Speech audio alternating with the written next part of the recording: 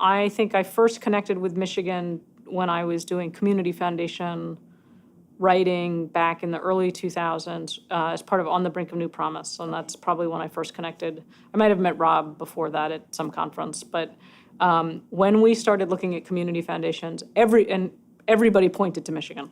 So we came to Michigan, and I've been here ever since, it feels like. I didn't know the Nonprofit Association until today.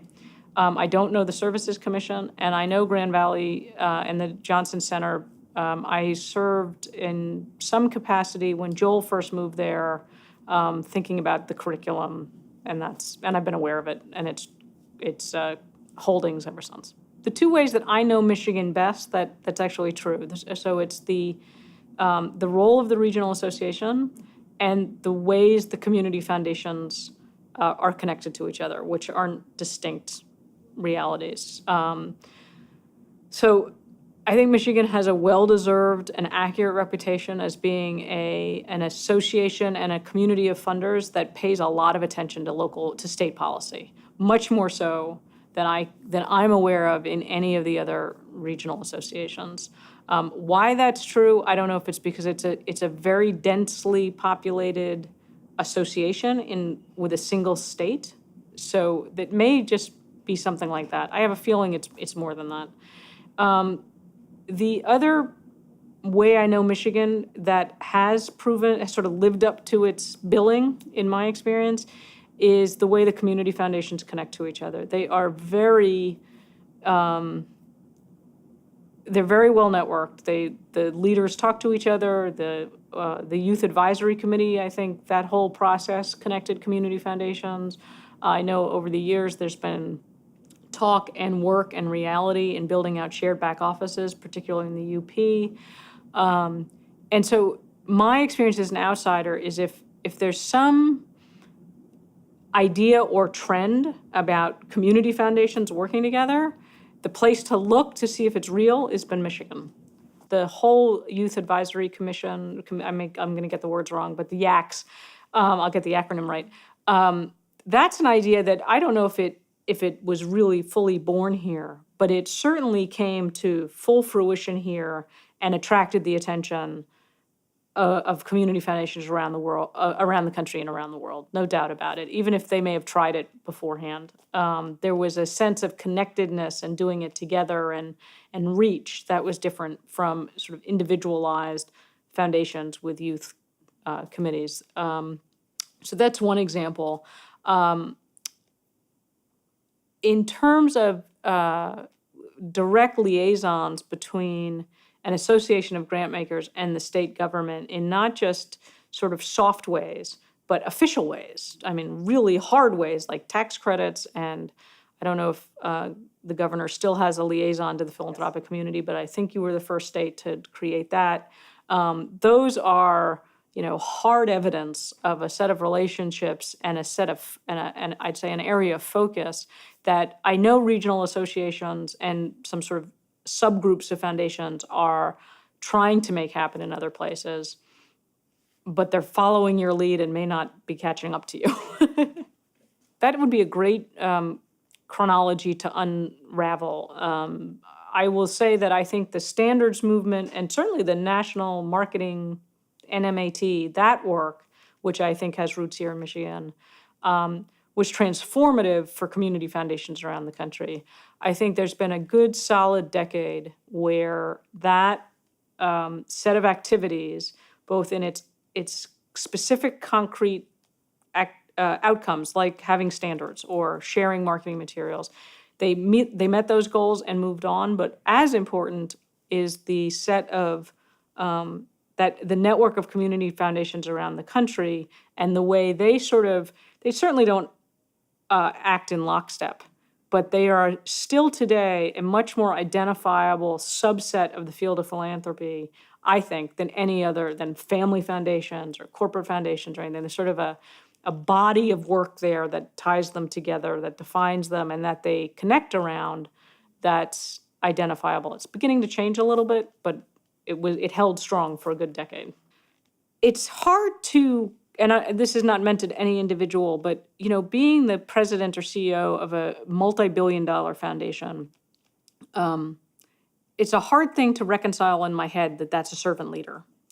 And, and there is something about leadership of the big foundations in Michigan, and specifically I'm thinking of Mott, Kellogg, and Kresge, and I would add Skillman to that, although I don't even know where they fit in the asset management size. I'd add them in terms of a model that others are paying attention to. That's different in this way, in my opinion, that they may be big, they are big, and they may be international funders. There is a very clear commitment to the state of Michigan that's different from when I think of other large national and international funders who are located in a place. They may also have a commitment to a place, but it's not as distinct in a way as the Michigan funders are here. And what's also different about it, and here I'm thinking of several big foundations in the Bay Area, certainly in Seattle, they have a very clear commitment to place, but there's not a group of them. There's one or two of them. And here there's actually the Michigan funders. So from the outside looking in, there is there's an ethos, there's a place-based awareness, and there's a pride and commitment that there's certainly dollars that follow it, but it also really shapes the sort of the view of the foundation from those of us outside the state. Here's some hypotheses that I'd be tracking down if I were looking at this historically. There were some very significant fortunes made in this state earlier in the last century that were remarkable for their time and sort of in terms of their scope. I think the founders of those institutions were very committed to place, and I think Michigan as a place was unique among your immediate state neighbors in having that much wealth created with a Michigan focus, and that there was probably a very early, I'm guessing, I'd be curious about the networks and connections of the founders and the early leadership of those foundations. This is very much a coastal point of view, born and raised in New York, now live in California.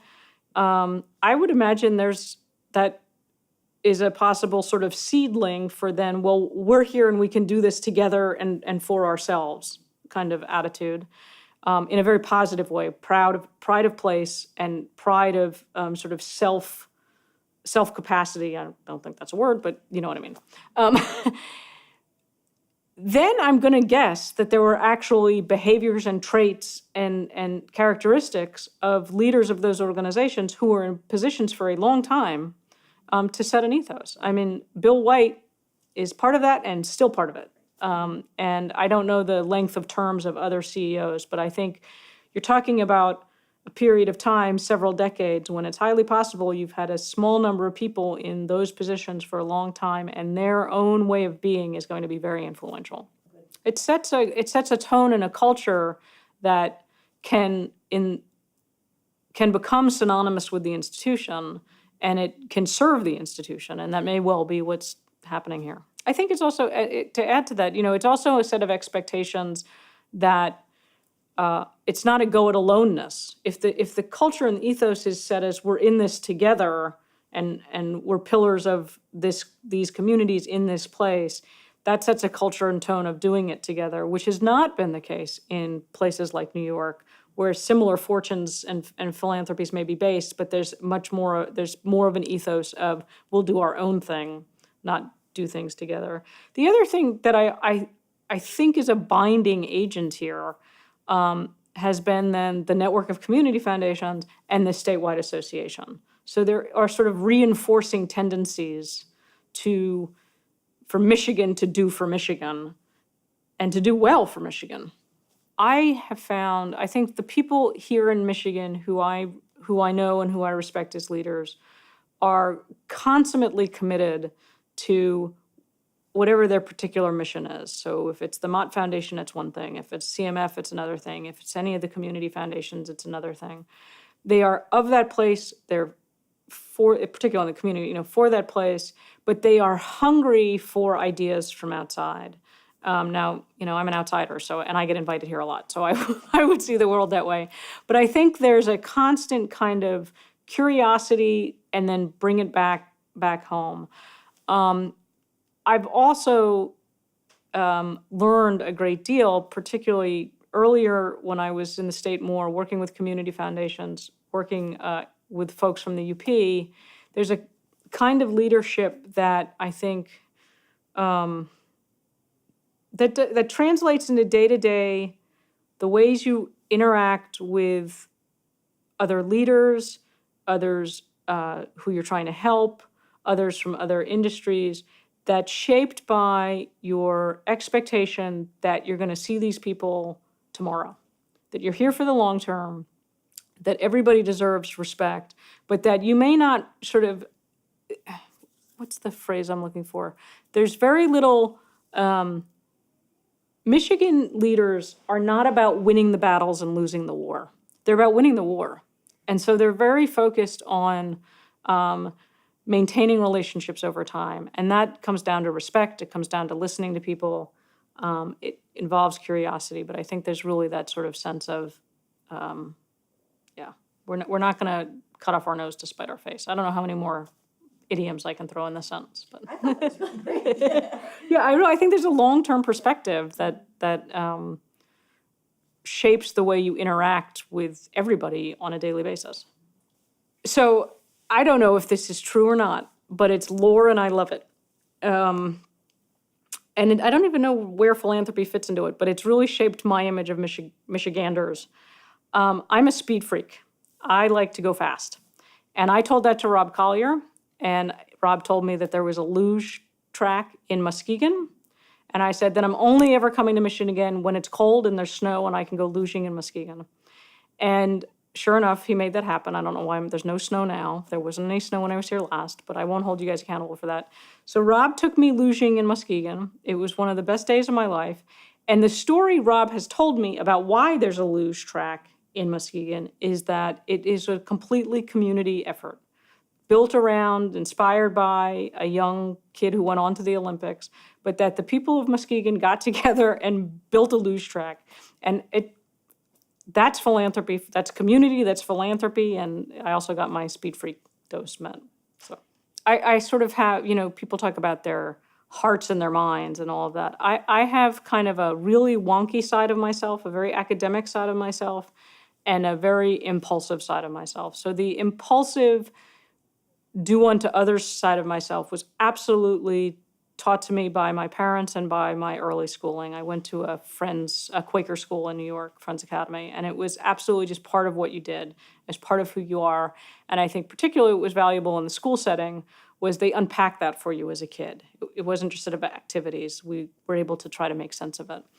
The head side of me, I'm very interested for a lot of reasons in the question that I always phrase as what's public, what's private, and who decides.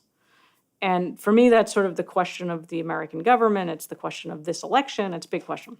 But when I sat down as a doctoral student, said I want to study this question in the history department at Stanford, we went looking for a place to do it. That led me to look at institutional foundations.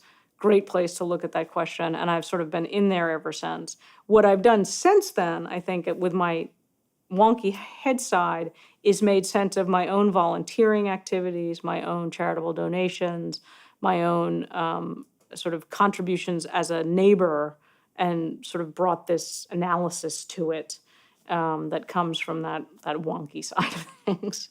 I don't live in Michigan. I do get the chance to come here very often, and I just made a sort of over-the-cuff comment leaving the last meeting but there's more truth to it than I realized, which is that pretty much an awful lot that I've learned about philanthropy, I've learned from Michigan. So I think there is a